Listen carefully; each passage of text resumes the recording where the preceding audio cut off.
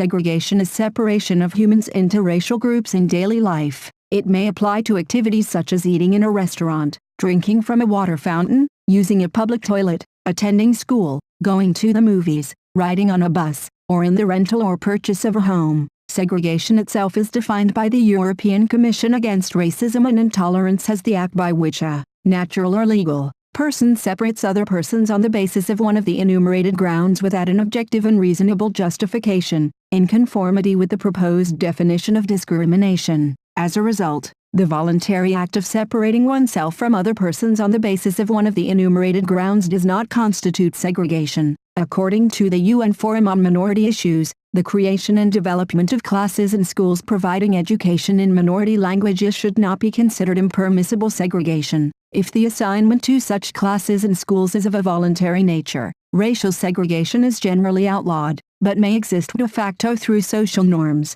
even when there is no strong individual preference for it, as suggested by Thomas Schelling's models of segregation in subsequent work. Segregation may be maintained by means ranging from discrimination in hiring and in the rental and sale of housing to certain races to vigilante violence, such as lynchings. Generally, a situation that arises when members of different races mutually prefer to associate in a business with members of their own race would usually be described as separation or de facto separation of the races rather than segregation. In the United States, legal segregation was required in some states and came with anti-miscegenation laws. Prohibitions against interracial marriage. Segregation, however, often allowed close contact in hierarchical situations, such as allowing a person of one race to work as a servant for a member of another race. Segregation can involve spatial separation of the races, and mandatory use of different institutions, such as schools and hospitals by people of different races.